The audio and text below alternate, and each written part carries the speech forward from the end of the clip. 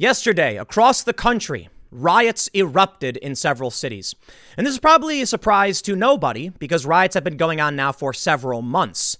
Unfortunately for the police who arrest these rioters, many district attorneys just cut them loose and don't actually follow through with charges, ensuring they will return to riot again.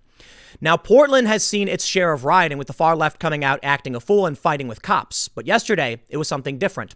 Right-wing groups showed up to counter them. Both sides had shields, clubs, pepper spray. On the right, we saw paintballs, and one individual even drew a revolver. Though we don't know if this guy fired the gun, there were reports of at least one shot being fired. Now, I'm not suggesting the escalation in the fights in Portland is absolute proof that civil war is coming, though I do think it's obvious that tribal violence along political lines does lend itself to the idea at least. What's more disconcerting to me is what's happening in Virginia. A Virginia state Democrat has been charged with 2 felonies for participating in riots. Because of this, the police have been accused of a conflict of interest. What that conflict is, we don't know. But because of the accusation, the vice mayor is now calling for the police chief to be fired. And in response to that, people are calling for the vice mayor to be charged and arrested as well. This is where we start seeing the finger pointing emerge. Who's on whose side? Who will be arrested? Which side is just? We have government officials in Virginia challenging each other and calling for each other's firing or arrest. And this is beyond the counting heads phase. Matt Taibbi described it in an article I'll show in a second, where he said someone bucks the executive, then everyone starts counting heads. Who's on whose side? Who's got control of this? Who's got control of that? Governor Ralph Northam said that this is highly irregular and we're on the verge of passing tremendous and historical police reform. But this to me suggests a breakdown, at least at a state level. This is a state senator Democrat being charged with felonies and a conflict emerging because of it. This to me is particularly worrying. We're also seeing at the highest level on both sides, the left and the right, accusations that either side is trying to steal the election, stage a coup, or something to that effect. Now, most of you know my opinion on the matter. Dr. Birx and Fauci have both said voting in person is safe, yet for some reason, the Democrats are adamant we must have mail-in voting. And because Trump challenges this, they say Trump is trying to stage a coup, and high-profile conspiracy theories are starting to erupt. Congress was just called in yesterday over a conspiracy theory about the post office. Clearly, one side is living in a different reality to the other. And of course, like I said, my opinion is that the left is out of their mind and absolutely desperate to do anything to win back the office, to win back the government. You see, earlier this year, there was an impeachment against Donald Trump. What happened with that? They've seemed to have abandoned it. There was no discussion of it at the DNC, and they just act like it didn't happen. Maybe it's because they lost, but they've certainly been trying to stop Trump for years, and they've been pushing unhinged conspiracies. I believe they're serious when they say by any means necessary. I've got some imagery to show you that suggests a ground conflict, but then I want to talk to you about the real potential for a political breakdown. When we don't know who is the criminal, when executives in various political offices are being charged or are being challenged as though both should be arrested, who arrests who and who will the police side with? I honestly don't know. And when we reach that point, like we may in Virginia, that's when the counting heads phase is over and the conditions of civil war have been met. Now, will it actually break out into a real civil conflict? I don't know. What we saw in Portland yesterday, I hate to say it because some people think it's a bit over the top, but it reminds me of Egypt. I was in Egypt when this conflict was breaking out. I watched these political battles between 2 different factions. And there was no moment where different cities erupted and fought each other in a grand, Civil War march. It was just all of a sudden, the military said, it's done. We're removing this individual from office. The revolution is complete. And that may be what we see here. It's also possible that everybody slowly backs down. It's possible that Joe Biden has already lost and the Democrats aren't planning on winning. And this just means Trump is going to win. Or perhaps the reason that the Democrats don't care about Joe Biden is because they're planning something else or preparing for something else. I honestly don't know. But I do fear that we may be walking into something particularly bad. But let's go through all this because I've got a lot to show you. I want to show you the polls. I want to show you a story from the Wall Street Journal. There was no bump for Joe Biden. After the DNC, he should have received a bump. Now, this could mean one of two things. It could mean that he's going to lose because historically it's only happened 2 other times.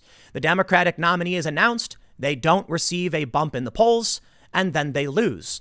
Or it could be that there are no swing voters anymore. The tribal lines have been drawn and conflict is fast approaching.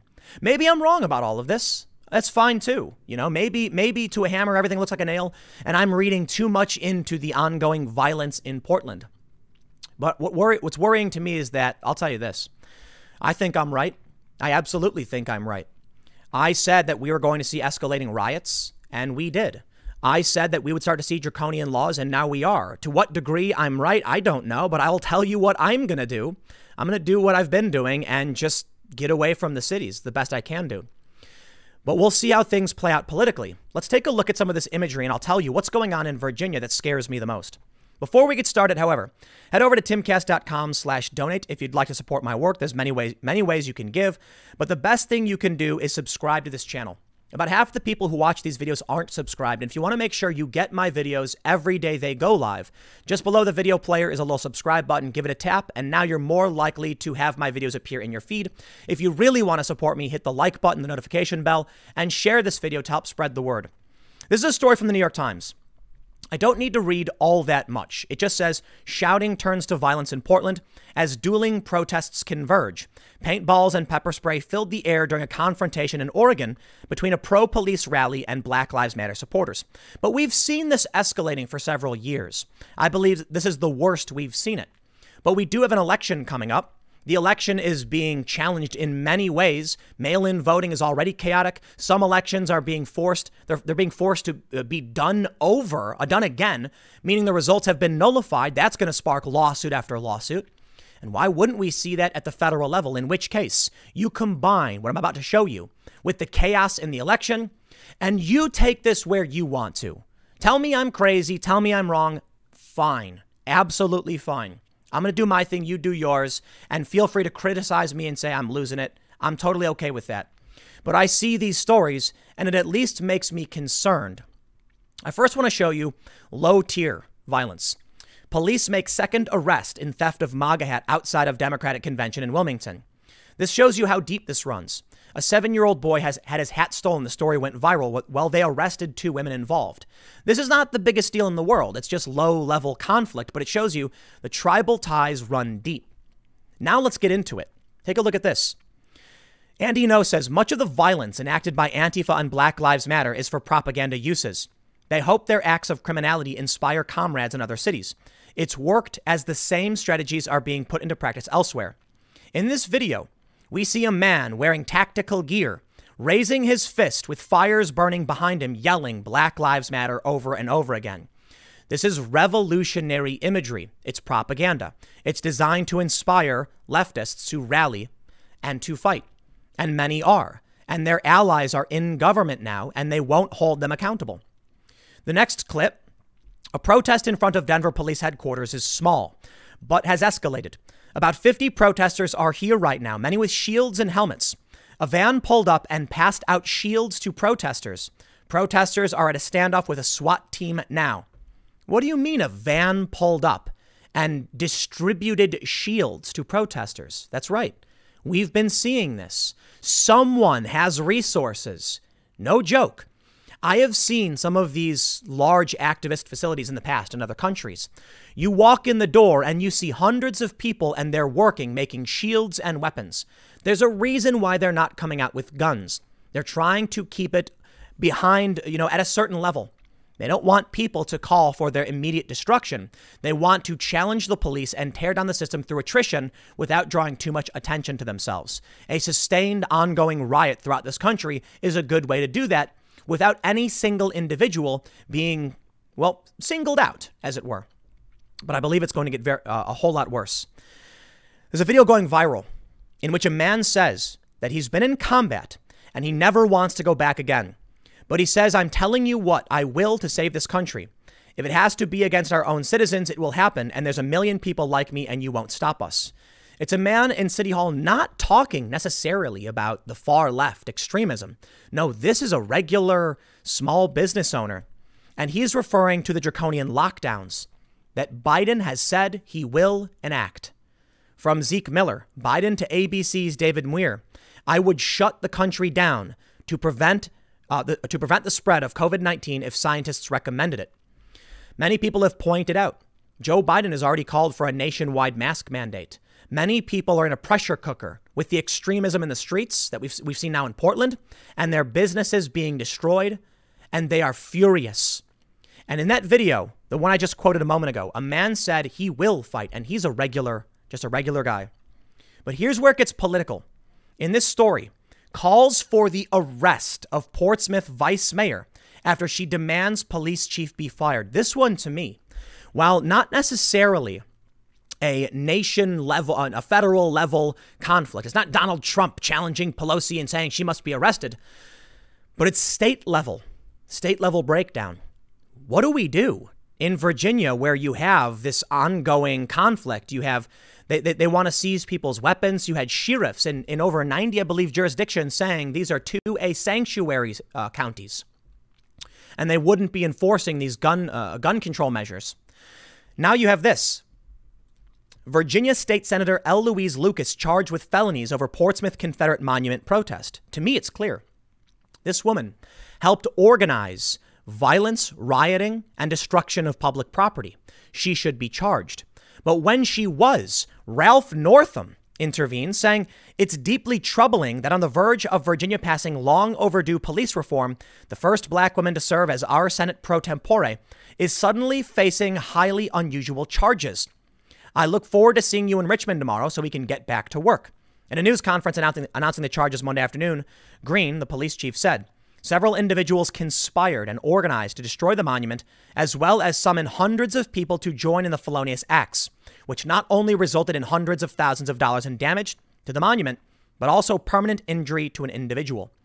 The police chief was then accused of a conflict of interest. There's no real conflict of interest. It's just political. Police chief denies conflict in Lucas' investigation, which ultimately resulted in the vice mayor demanding the police chief be fired, which now results in charges or calls that the vice mayor herself now be charged with a crime because it is a misdemeanor to call for the firing of an individual in this way. This is political breakdown. I don't know what we can expect. And let me just stress, this can all end at any moment. It's kind of like watching a lit fuse travel towards an explosive, the explosive being the absolute breakdown of civil order, of political order, and street battles erupt. To me, like I said, it's cut and dry. She conspired? Well, listen, she's being charged. She's innocent until proven guilty, but if they have reason to believe she did this, she'll be arrested. The vice mayor is related to this woman. The vice mayor is as my understanding, is the daughter. Well, let me read you some of this story. They say 14 prominent people, including State Senator Louise Lucas, were charged Monday following the destruction of a monument. Now there's a new effort to throw the book at Lucas's daughter, Lisa Lucas Burke, the vice mayor in the city. Some say Lucas Burke's demands for firing of police chief Angela Green violate a section of the city charter that says council members cannot call for the firing or resignation of any city employee. Portsmouth has been in the national headlines twice this summer, this we understand. In a unique move, the police chief has said Portsmouth's Commonwealth attorney, Stephanie Morales, cannot prosecute the 14 cases because she has been named as a potential witness. This is where everything's just breaking down. I apologize. It's hard for me to follow this. Virginia Beach attorney Tim Anderson, who launched an effort to recall Lucas from her role as senator following the June 10 protest, posted a video Friday on social media that includes a clip of the vice mayor speaking at a news conference called by the Martin Luther King Jr. Leadership Steering Committee, where activists called for the immediate resignation or firing of the police chief. Anderson's post included a section of the city charter which states it's a class 3 misdemeanor for a member of the council to call for the removal of any person from employment within the city. However, Lucas Burke has called for the firing of the police chief, and she's not backing down. I can express my opinion just like any other citizen. Lucas Burke told 10 on Your Side she never received the email from McGee and the address used for her was incorrect. She proffered that the mistake may have been intentional. I'm not going to get into the nitty-gritty internals of what's going on here, but let me just stress. I mean, you literally have a state Democrat being charged with a felony. That should be enough to suggest we're getting to dangerous levels of political conflict. At a certain point, you get to the counting heads phase, as Matt Taibbi describes it, and that's where we are. Take a look at this story I've referenced. I referenced this story before, but I want to show you this. Taibbi says, I've lived through a few coups. They're insane, random, and terrifying. Like watching sports, except your political future depends on the score. The kickoff begins when a key official decides to buck the executive. From that moment, government becomes a high-speed head-counting exercise. Who's got the power plant, the airport, the police in the Capitol? How many department chiefs are answering their phones? Who's writing tonight's newscast? This is a story, or I should say an op-ed from Matt Taibbi titled, We're in a Permanent Coup. Americans might soon wish they just waited to vote their way out of the Trump era. I've cited this story several times, and those that follow my content, particularly as I discuss Civil War, you've probably heard me reference this before. But there's a specific reason why I bring it up now. It seems like we're seeing some kind of head counting or challenge to authority in Virginia. We've already seen street-level conflict. Maybe this, again, lends itself to this idea. But Matt Taibbi said Americans might soon wish they just waited to vote their way out. Yeah, maybe. I wish. But now we're actually getting towards a year after this article was written, where it seems like you will not be able to vote your way out. I give you Walter Schaub, the former director of the government Office of Ethics. He has a long thread where he accuses Trump. He says, maybe saving the post office seems like a bureaucratic issue to some people. So let me break down for you why this may be Armageddon. And let me first point out, this is a conspiracy theory on the left that Trump was stealing mailboxes. One high-profile leftist celebrity claimed Trump supporters were stealing mail trucks, USPS trucks. It's just not true. It is a conspiracy theory. It's an unhinged conspiracy theory. And they actually recalled Congress over it. And now we have this. Walter Schaub says, 1. Trump fears he's losing because his poll numbers are dreadful. Don't be so sure he'll lose. 2016 taught us these polls are meaningless. 2. Trump's attacking the legitimacy of the election to lay the groundwork for refusing to acknowledge a loss. 3. But it's not enough. He has to do more. He and Mnuchin installed a crooked board of postal governors and a crooked postmaster general to sabotage the mail. Although, what they don't tell you is that many of the changes underway were put in place before Trump installed anybody and before Trump. The post office has been facing challenges for a long time. Even Obama, I believe it was 2012, criticized the post office. Unhinged conspiracy, but you can't stop it. These people are out of their minds and they're marauding through the streets. He says, 4. He doesn't have to succeed in destroying the post office. He has to succeed only in having a little impact on the mail service. A little may be enough to tip the balance in close districts where voter suppression is already hard at work. But even that doesn't have to happen. All he has to do is sow chaos and create doubt. He just needs a hook for the White House, Barr and McConnell to hang their hats on. They call for an investigation to look into the election. They use that as an excuse to sow more doubt and more chaos, and maybe destroy records. At the same time, he tells the folks he calls his Second Amendment people, a coup is happening. It's true. He is staging a coup. But he tells them it's the other side that's staging a coup. They grab their guns and start occupying state capitals, maybe burn some buildings. Funny, though. Let me just digress. It's Antifa who's already been doing that. It's the far left who is telling us to vote by mail to change the rules of an election when Fauci and Birx have already told us we can vote in person. It's the left doing this. And at the same time, whispering into all of their ears, no, it's Trump. Trump's the one doing it. They've been the one rioting and burning down buildings. No, it's the Proud Boys you must be afraid of. It doesn't matter who you think is right. I'm sorry. It doesn't matter who is right. I certainly think the left is unhinged. But you have many leftists who don't believe it. And they're wrapped up. He says Russia and the Republicans sow more doubt and scream about the lawlessness they created. Trump sends in troops and unmarked law enforcement. Meanwhile, agitators run false flag operations and agitate both sides. All hell breaks loose. At this point, we are in the worst crisis the nation has seen in a century and a half. And the demagogue runs rampant. If you wait until then to protest, you're going to be sorry. There will be blood. That's why we protest now. to save the post office. So what do we see? We see people in Portland with shields that say something about, QAnon or whatever, conspiracy theory. We see the left claiming that the post office is being gutted by Trump in his secret plot to install his co-conspirators and deploy armed groups to steal the election, even though it's the left that's changing the rules of the election. And then we see mail-in voting was already broken.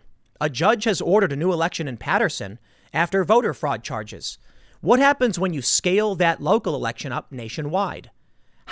This is one of the first we've seen in New Jersey. I believe it's the first in New Jersey, and it broke. How many are we going to get nationwide? I think it's fair to say Trump will be in the right to say, hey, something's not right here. We need an investigation.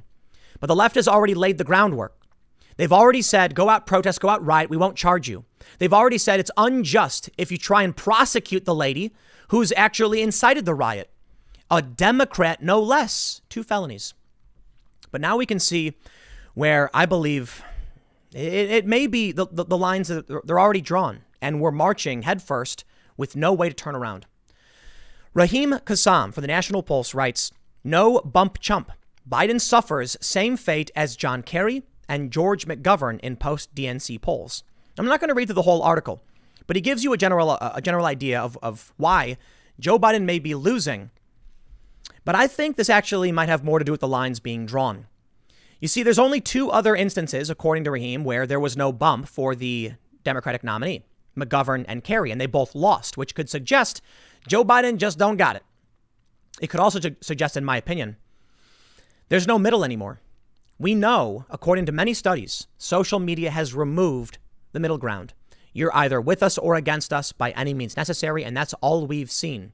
Of course, there are some people who still try to be in the middle. For the most part, lines have been drawn. I mean, heck, even I've crawled off the fence. He points out even Hillary Clinton had a bump after the Democratic National Convention. Joe Biden did not. But I don't think it's about losing. I think it's more about this. The Wall Street Journal says, do swing voters still exist? Conventions give candidates a chance to rally the base, but also make their case to a shrinking pool of persuadable voters. Percentage of voters who reported voting for a different party for president than the previous election. They say average of past 3 elections won by out party, incumbent party. Latest Wall Street Journal NBC News poll. Now, this is from several days ago. The convention only recently ended, and now we've learned Joe Biden did not receive a bump. And perhaps it's because there's no one left to earn.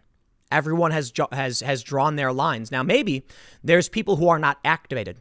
Maybe the swing voters have decided where they're going to vote. And regular people who don't vote haven't. I don't know. But either Joe Biden loses and Trump wins. Maybe Trump wins a landslide. Or maybe the election is going to be jammed up, like even Trump himself has said.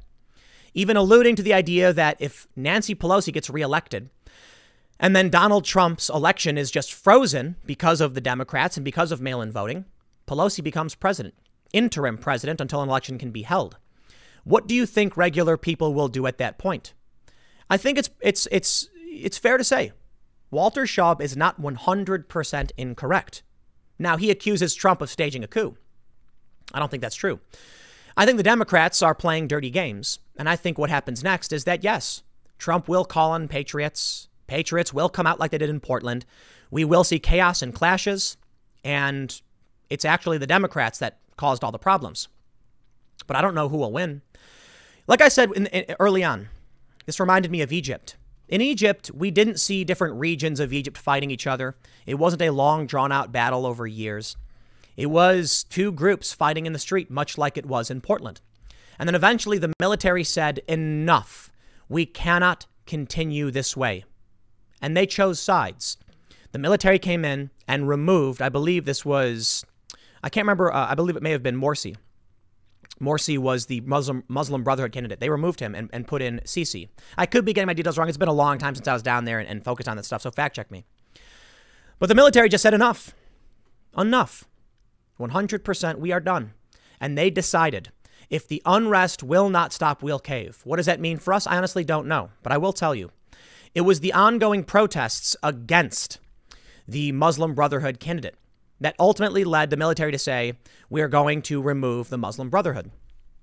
if we follow suit, which I'm not saying we will, then it would likely be some kind of authority figure, some kind of authority agency or military removing Donald Trump and saying enough.